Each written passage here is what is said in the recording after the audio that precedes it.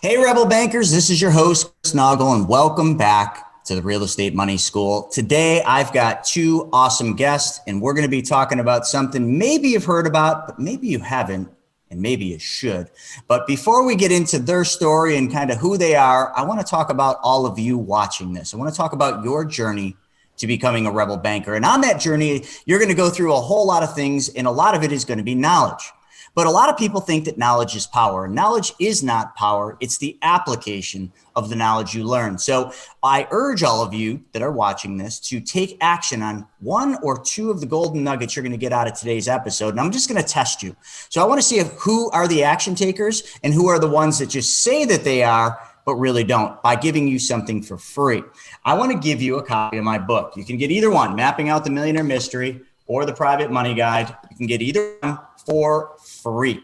That's right. Just go to the website, chrisnoggle.com, and one swipe of the index finger, not a lot of work, click on free book. So that is what knowledge and taking action on that knowledge is, because I just told you how you can learn some things. Now let's see how many of you take action. So let's get into this. So Landon and Teria from Creekside Development is the name of their company. Welcome to the show. Thank you. Thank you. Appreciate it. Absolutely. And I was really excited when I was reading all about what you do. And, when we were talking before we started here, and also too, for the audience, just every one of you, what we're going to be really talking about is flipping, but not flipping properties. We're going to be talking about land. And, all of you heard about land flipping, or maybe you haven't, but I came from a background of flipping houses, and Teria and Landon also did. And the one thing I'll tell you about flipping houses is, man, it ain't cut out to be what they say it is. It's a hell of a lot of work, and contractors make it even more difficult. But the one thing I love about land, and I can't wait to get into your story, is no tenants, no termites, no toilets. The worst thing you got to worry about is maybe you get a piece of land that's got one of them honey badgers on it. That might be your only problem you're ever going to face. But let's get into this a little bit. So Landon and Teria, let's hear a little bit about your business. So tell us about what you do today. And then what I'd like to do is take a trip back in time and talk about what you used to do and how you started this. Sure. Absolutely. You want me to? Sure. Go ahead. So currently we are land investors. And so our business model is we offer or send out mailers to landowners offering to purchase their property. And they contact us back. We go through kind of all of our due diligence process. And then once we have acquired the property, we market that property. And because we own the property outright, we can finance anyone interested in purchasing the property. So we go through the marketing phase. Hopefully we find a buyer, we finance them, and that creates a nice passive model. Most of our notes are anywhere from 48 to 60. We even have some 66-month notes. So we create kind of this long-term passive model where every month we just keep building and building up our passive income. Yeah. That's fantastic. And so you're buying, well, the first thing you said that kind of struck me just from, there's a lot of real estate investors that are listening to this. Maybe they're wholesaling, maybe they're flipping, but they send mailers out. And the only calls we get when we send a mailer out to buy a house or an apartment building is somebody saying, well, I'm not even going to repeat what they say, but usually it involves a lot of profanity. How did you get my number? Don't ever call me or send me another piece of mail. I'm going to call the police. But is that what's happening when you're sending these mailers out on this vacant land? So, yeah, actually, sometimes it happens, but I wouldn't say it's a lot of what we get. We get maybe 1 out of 7 calls or responses back that, I can't believe you would send me this. I wouldn't want to deal with you. But most people are very open to it. And those are the folks that we work with. You get a thick skin when you're in this business because you hear it and, at first I'm appalled. I can't believe somebody would go at us like that. But for the most part, you don't even hear it anymore. After a certain point, it's almost laughable. So That's awesome. We get it every now and then. And with land, most people aren't emotionally connected to it like they are, a residence. Right. So a lot of them are eager to sell it. It's sitting there. They're not utilizing it. And here we are offering to take it off their hands and give them, cash for it quickly. Right. So the concept is a little bit different than being emotionally connected to, you want my home for what? Right. It's different. Right.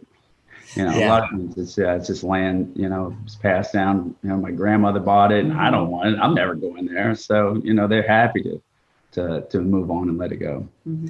Yeah, and I think the market for land is one that hasn't really gotten mainstream, and hopefully it never does for both of you and also for us, because we also do the same thing. Because when you're doing this, you don't have a lot of competition. It's not like buying a house where you're making an offer on a house and your chances of being the only offer are slim to none in this market. There's usually 20 other offers, and you got to be aggressive. You got to be right on it. You could be, do a mailer and you're sitting down for dinner with your family and all of a sudden the phone rings. You better take that phone call, because the chances are if that's somebody selling their house and you don't get right over there, somebody else is getting it. So there goes your family dinner. With land. The only people that are waiting for something to happen are, I don't know, the raccoons, the deer, all the critters living on the land. They're the only ones that are saying, "Hey, what's going on here?" And they're great tenants. They're great tenants. Right. Absolutely. Yeah. That has been one of the best things. It gives us so much freedom. You can, we can be on the beach and we're still picking up properties, and that's one of the beautiful things about, being in this business. And like now it's like, it's not a lot of folks in it. It's great, And you're not driving to the properties, right? You're not, you get the call and somebody says, "Oh, I'm interested." Are you getting in your car, driving to the property and looking at it? And is there anything like that, like you would with a regular flip or something else? Honestly, we've never visited one of their properties. We have scouts, they go out, they take a look. It's dirty. You get a photo, it's not going to change a whole lot. So, those are the easiest parts about, being able to pick up a property and, you move it on in like 4 to 6 weeks. It's super easy. Mm-hmm. And are you buying in your market in Georgia, or are you buying in other parts of the country? We don't have any property in Georgia. No. So we have property out west, some in Texas, Colorado, We're Florida, everywhere, but we don't have any property in Georgia. Right. Not land. Awesome. Yeah. So walk me through the typical deal, because you're talking about passive income, and I guess I want my audience to kind of have a better understanding of kind of what does this whole cycle look like. So starting with, you do your direct mail, you spend 2,000 or you send out 4,000 mailings, whatever it is, you do that, and a lot of people are familiar. What happens after that? Like, can you walk us through the whole transaction? Sure. Yeah. I'll let you go ahead. You're So what happens is we do send out our mailers, and once they reach whoever they're designed to reach, they begin contacting us. Mm-hmm. And so in our current business, we have an intake manager. And so they reach out to her. They'll either fax, email, sometimes they call, and they have, questions, or maybe we accept your offer. Maybe there's a little bit of the negotiation going back and forth. But once we finally settle on, yes, this is what we're going to purchase it for, we then go into our due diligence phase, and we investigate the property. We do title search, make sure everything is clean. From there, we draft up a deed and we send it off for them to have signed and notarized, and we cut them a check, and we now own the property. Right. From there, we then we have a marketing team. And so they begin marketing the land on various platforms.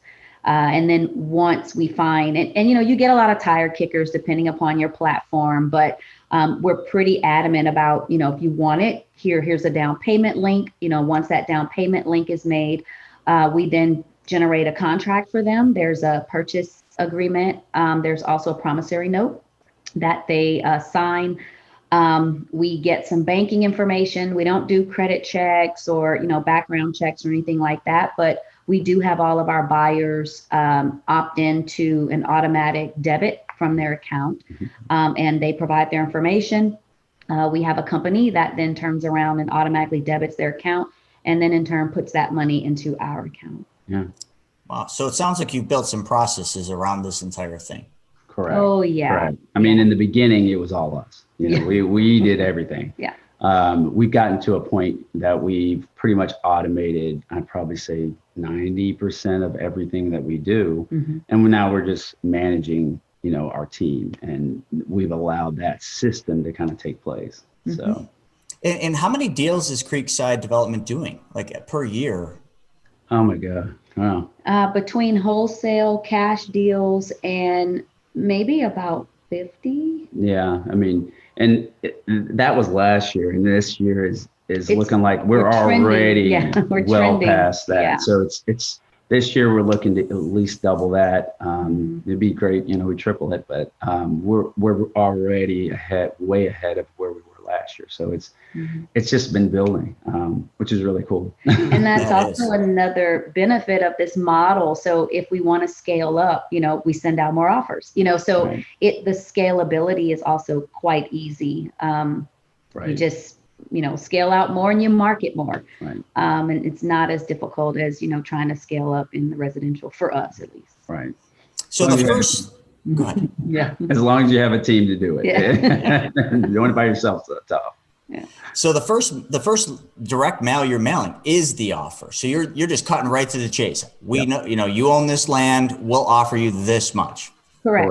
Correct. Oh, okay. All right. That's an interesting model. Right. And occasionally you negotiate, but a lot of times they just accept your offer and you just move on. So if the property's worth, let's just say 20 grand, it's got a value of 20,000. I mean, typically what would you offer on a $20,000 piece of land? Typically 25 cents on the dollar. Yeah. That's what we offer. Yeah. The goal for us is always to 4X what we do. The average, I mean, I'd say the lowest thing we do is like maybe three times. Yeah.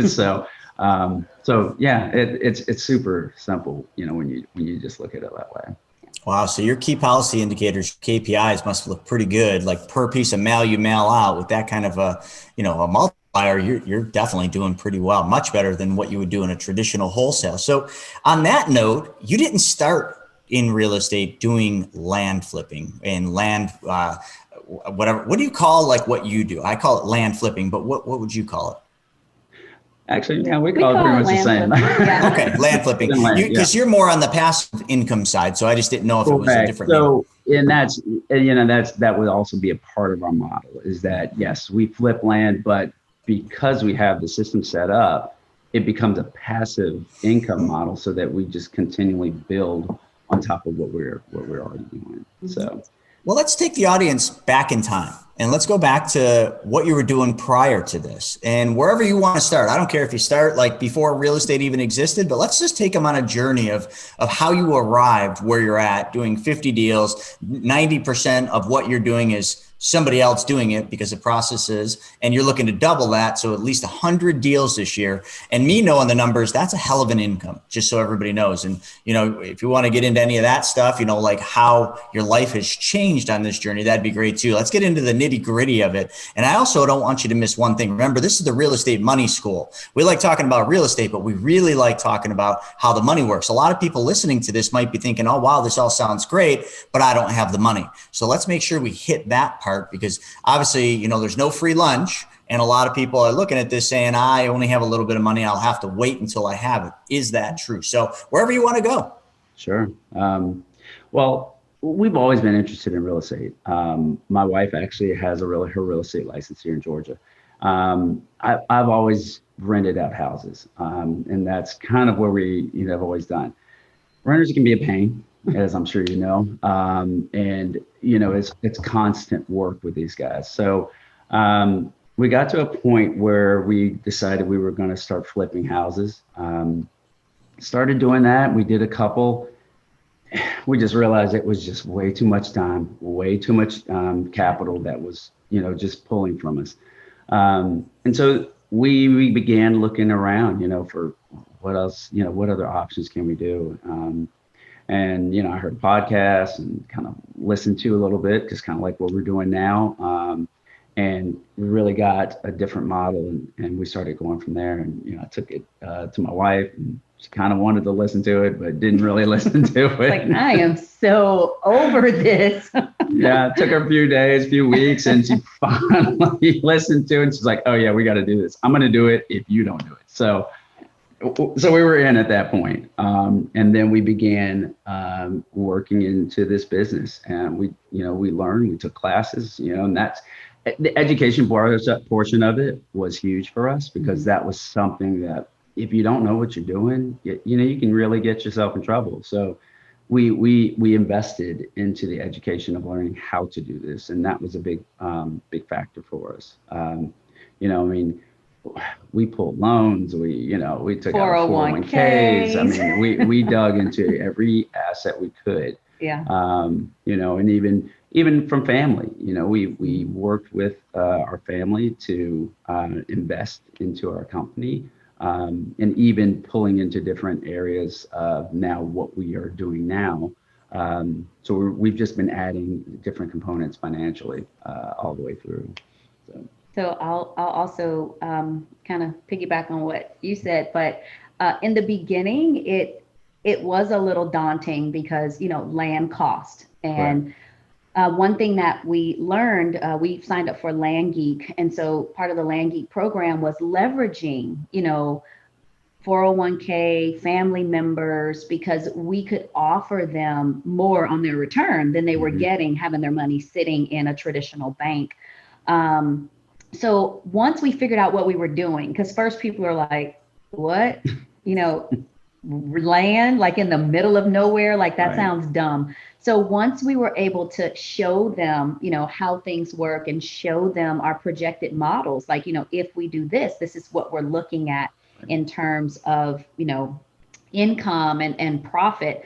So once we were able to learn what we were doing and explain that to them, they were willing to then come in and, come alongside us and help. But we did invest quite a bit in the beginning with training. We went through kind of a basic training course, and then we went into what was called one-on-one coaching, where we had a coach that kind of sat on top of our business and walked us through everything, helped us kind of iron out little kinks and tweaks were made. And from there, it's been really good. And so we built kind of slowly. In the beginning, we did it all because we just didn't have the resources to pay people to come on, to help us out. So as we would build up our passive income, we would add a little bit more people onto the team, build it up a little bit more and add more people on to our team. And I mean, now we're probably going to add a few more people, but we're kind of slowly growing it, not going out and just, throwing everything that we have added initially. We're just kind of slowly building it up as we're growing. Right.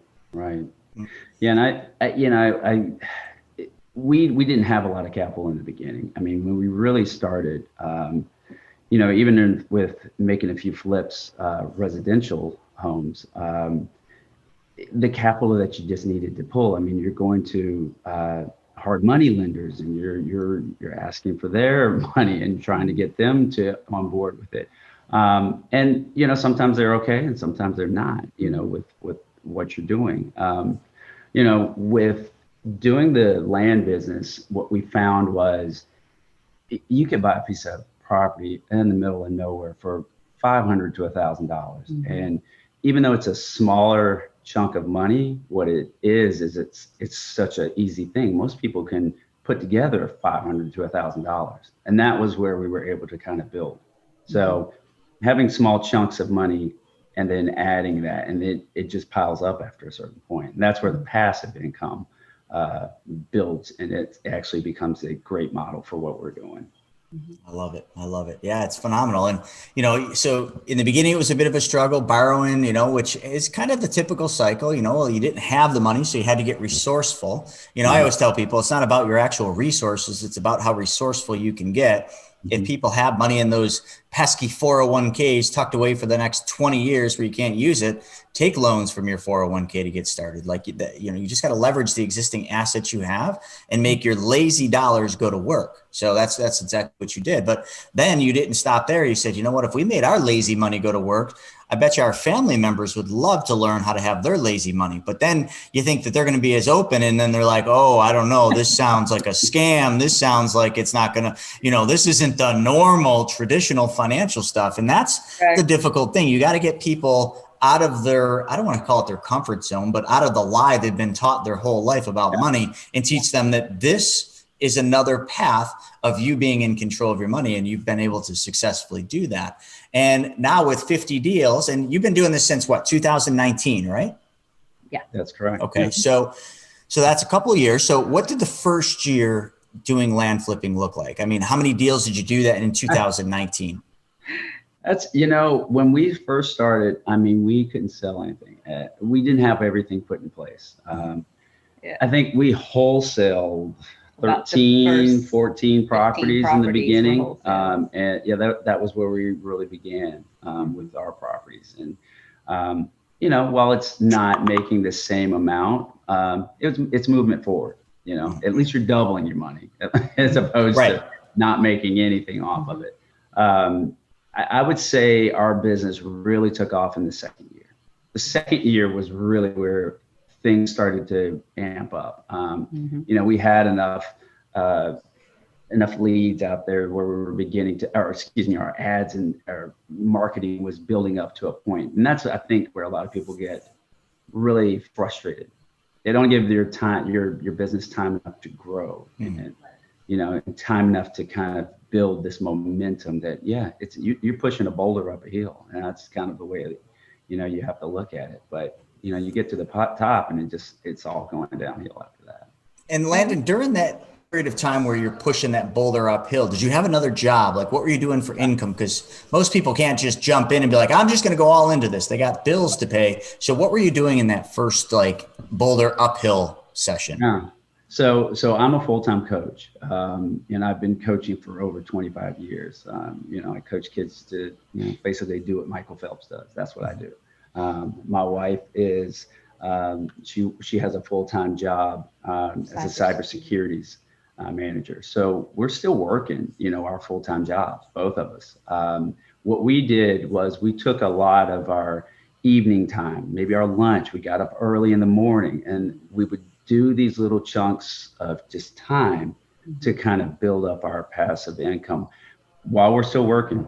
And it's gotten to the point now, okay, it's easier. Yeah, you can retire, you can move on, you don't have to do any of the full-time jobs that, we do or want to do. And we were very, our mindset was, we understood in the beginning, this wasn't a get rich quick thing, right? We understood that we're going to need to put in some time and effort and build the business. And so we went into it with that mindset. We understand we're still going to work. I mean, even now, although, my husband is probably going to retire here shortly, it's been, almost 2 years where we would take money that we could have paid ourselves in income. We just put it back into the business within the first couple of years so that it would continue to grow. Correct. And that was one of the things, we were trying to make sure that our business was so sound that we could walk away any point of the day or year and we're going to be okay. So there was a plan in a way from the beginning of, okay, well, we're going to get to this point and we're going to be able to make a certain living, a certain lifestyle. So It's really smart to have that mindset that, building wealth really is a marathon. A lot of people, get lured into these get rich quick schemes, and those get rich quick schemes typically lead to a nowhere. You might have a pop in the beginning, you might have a little success, but it's not usually sustainable.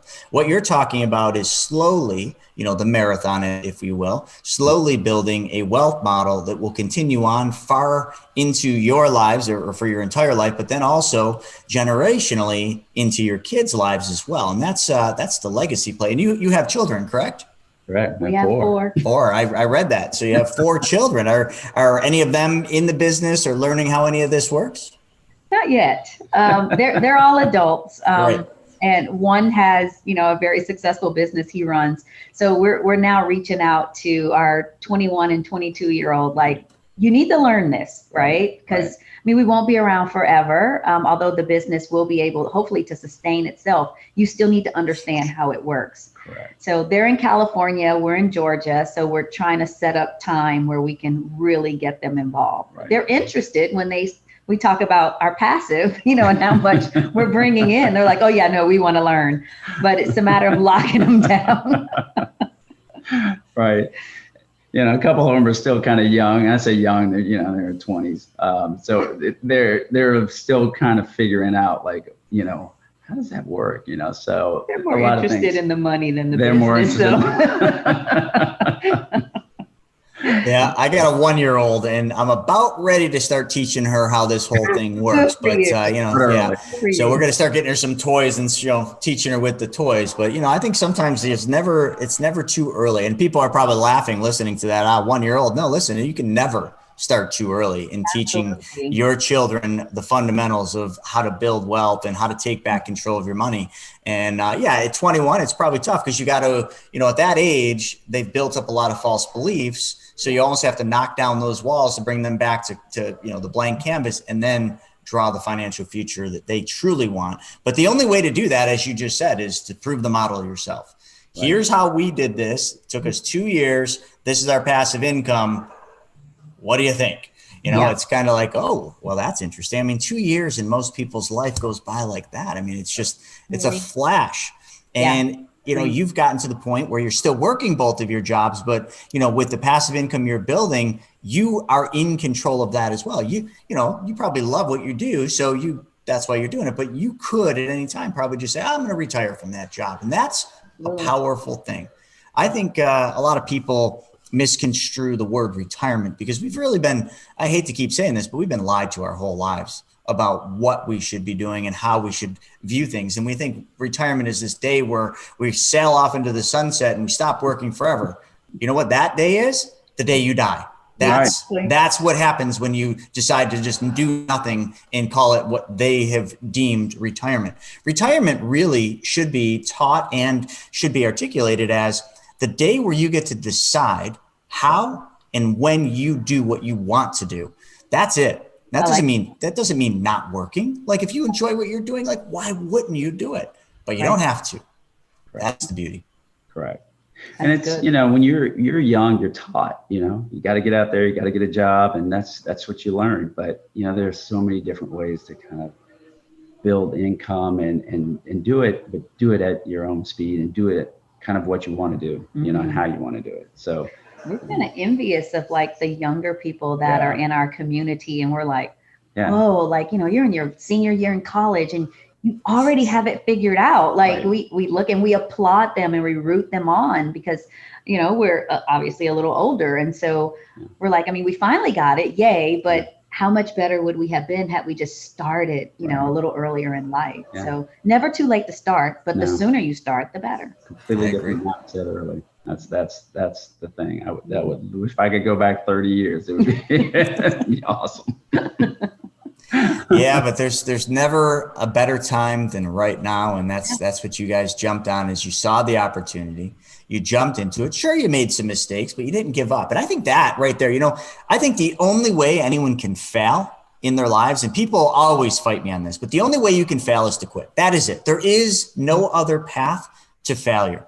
And if anyone ever tells me, oh, we failed because of this, that, no, you failed because you quit. That is the only reason, because you can't fail if you never quit. I don't care how hard it is. I don't care how bad it is. I mean, that first year was probably rough. You didn't quit. You kept pushing through and you're like, I know we're onto something. We just got to figure a few things out, and boom, then all of a sudden it takes off. And the funniest thing is here we are, we're talking about like this boom, it takes off. For most businesses, you realize that that's 5 years, 5 grueling years of making next to nothing and even losing.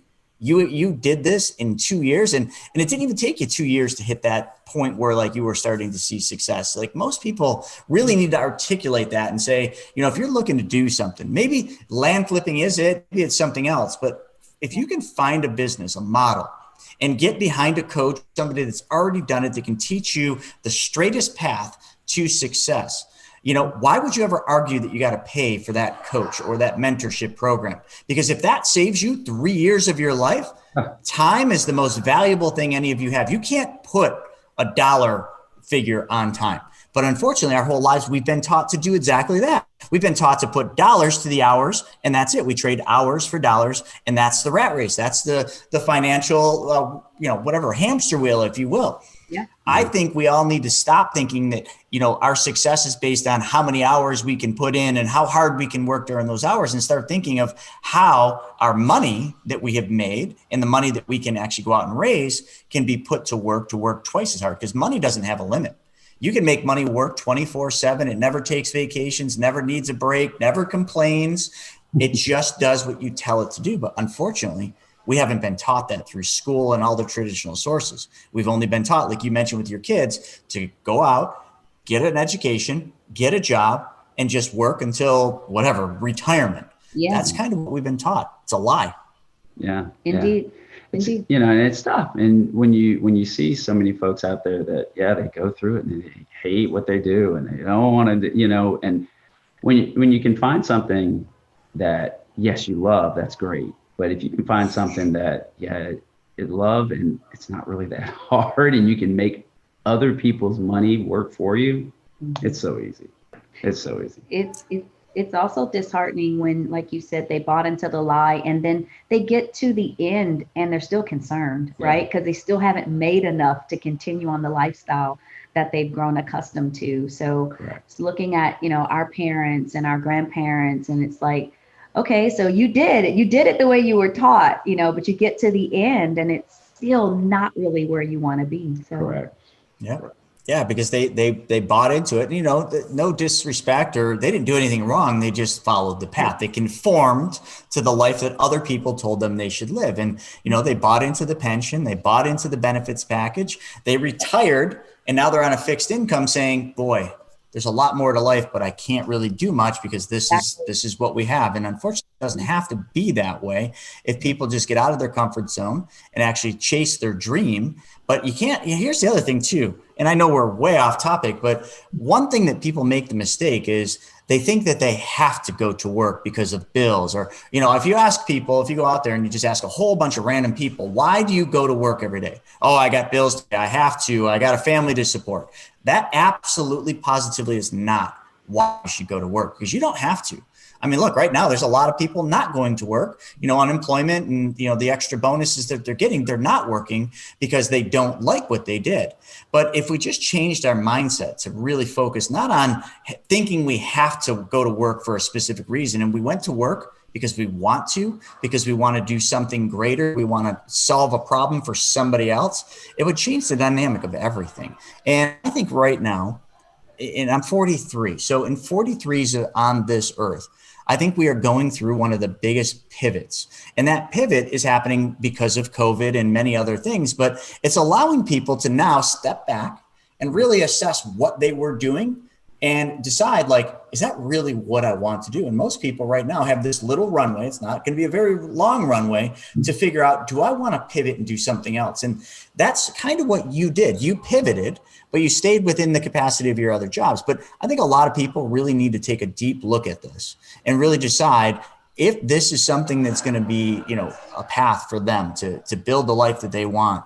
I think they need to actually do that pivot right now, because this is one of the only times in history or most of our lives that we're going to have this opportunity, and it's going to end quick. And then you're going to have that swift reality kick you in the butt and say, okay, well, now I have to do something because I don't have this little runway.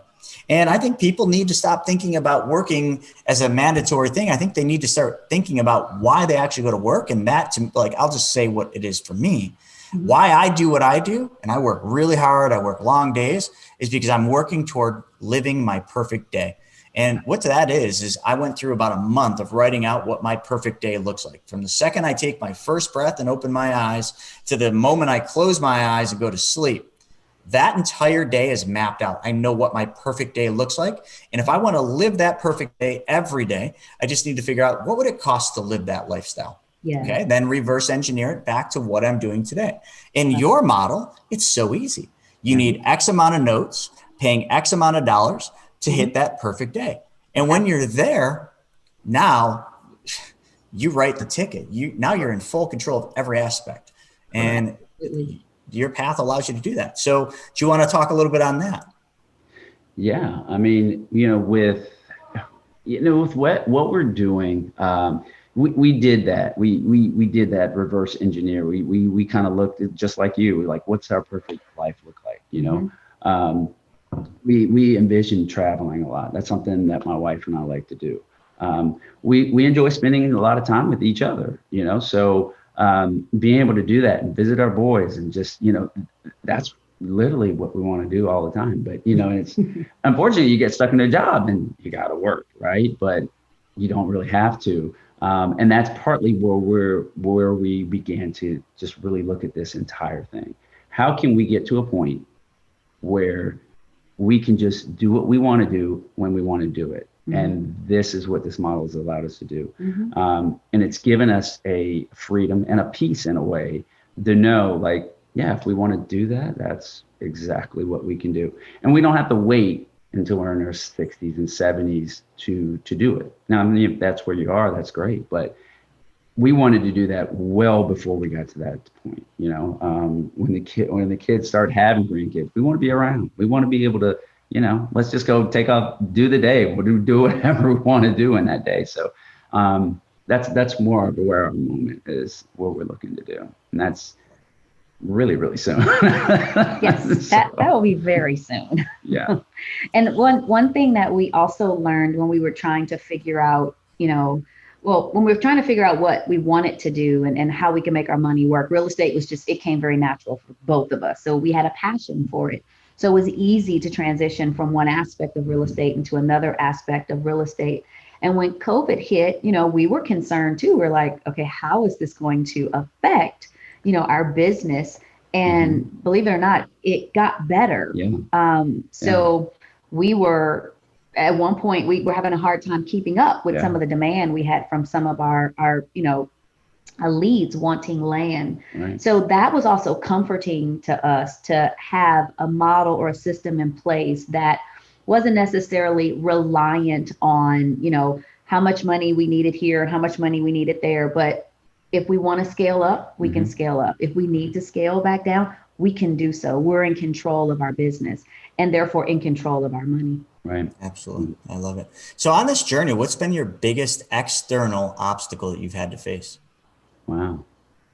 Capital. Yeah, that's capital is always something you're always looking for. You're always out trying to figure out, well, if you want to scale up or if you want to build your business or whatever you want to do, how do you get more capital? And what we have typically found is when you talk to you just talk to your friends, you find different avenues and different ways. You create different deals. You create different structures to be able to leverage money.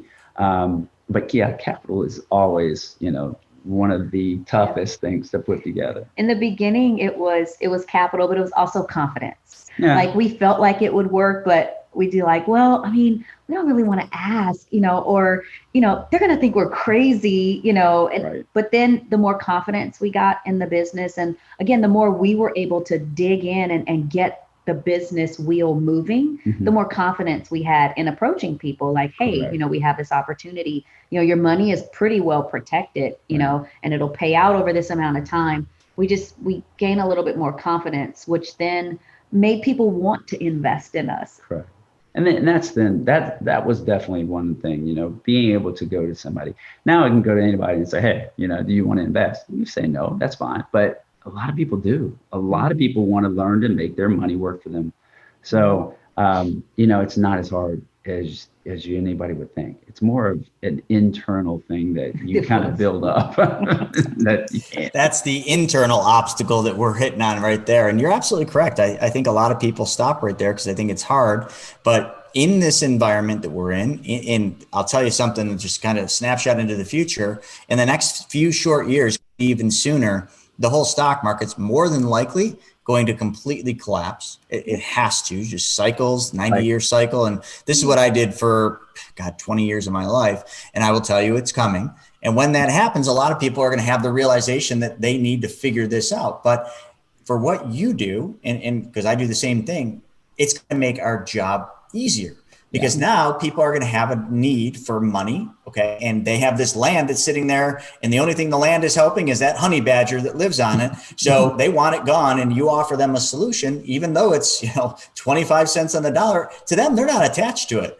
They're just like, yeah, I'm sick of that darn badger. Every time I walk on the land, that thing comes after me. I just don't want it anymore. You can have the badger with the land. Sorry, I'm on this honey badger kick. It's just, we were talking about land the other day, and I'm just like, what would be the only negative to flipping land? And I came up with the conclusion that there really isn't any, unless you bought a piece of land with one of those little buggers on it, because that would be tough to get rid of that guy if you wanted to develop it. So just a funny thing. But, anyway, where I was going with that is, this thing that's coming, is it the next Great Recession? Is it the next Great Depression? When this happens, what you do with land flipping is going to get easier because you're going to be able to buy more properties. But then the other beauty is because your model involves, on the backside, selling the land and holding the paper or holding the note. People can't finance land. And if they don't have the cash to pay for land, you offer a solution. And knowing, a couple of things, like if they stop paying you, which some will, it doesn't matter because you're doing land contracts, correct? Absolutely. Correct. Like you just take the darn land back and you move on to the next person. And like that's the best thing about it. We've made at least 5x on some of our properties because people would start paying, stop, and then we put another, exactly. sell it to someone else. We keep the deed until it's completely paid off. So that's the foreclosure process. You get absolutely or a certified letter. We foreclose. That's it. We move on and find somebody new. Yeah. And a lot of people need to do some research on land contracts. I mean, they've been used for probably hundreds of years, but it puts all the power and the control in the seller, the one holding the contract. You're in full control. They stop paying, see ya. Right. That's it. So it's a beautiful thing. So folks, like all of you listening to this, if this even remotely sparks some interest, you really need to dive deep into this. So Landon, Teria, how would people go about finding out more about you, your business, and what you do? You can easily contact us. I mean, we have a website. It's Creekside Developments with an S.com. And we have all of our contact there. They can email us. Anytime they want to get in touch with us, happy to talk to anybody. And if they're interested just in the program as a whole, they can go to thelandgeek.com. We went through that program with Mark Podolsky. Phenomenal community that we're still very much so a part of.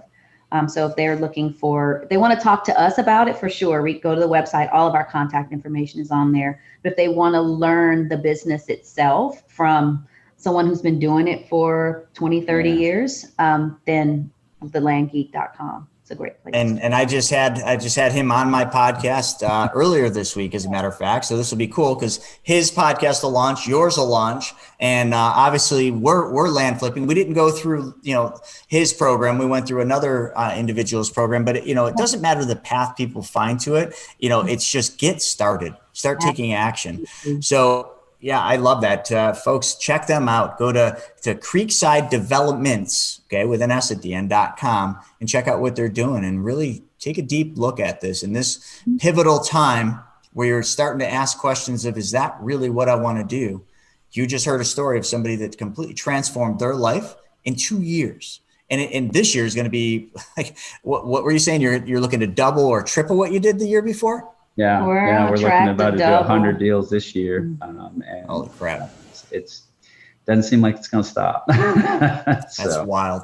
And so there you go, folks, 3 years, and they've transformed their lives, and it will just like a perpetual thing now that they got that tailwind behind them. They're literally flying their plane with the perpetual tailwind, and they can only make it more efficient by adding different tools or whatever you want to say to that back of that, which we talk about all the time. So folks, make sure you go out there and check them out, follow their journey on their website, and get started. And both of you, thank you so much for coming on the show. This is a real treat. I appreciate you. Thank you. Yeah, We've enjoyed this. For real. Absolutely. So for every one of you watching this, make sure you give us a like, make sure you subscribe, and send this to a friend. The act of giving is one of the most powerful things you can do. And sometimes that doesn't mean you have to give money. Just share this with somebody else that you think can benefit from the story you just heard. And also, just like I said, on your journey to becoming a rebel banker, it's not the knowledge, it's the application of the knowledge. So go out there and apply this knowledge you just learned to your life and start turning things around and stop blaming things around you for the life you're living. Take control and go out there and get the life you want. So thank you all for joining us for another episode. Until the next one, we'll see you then.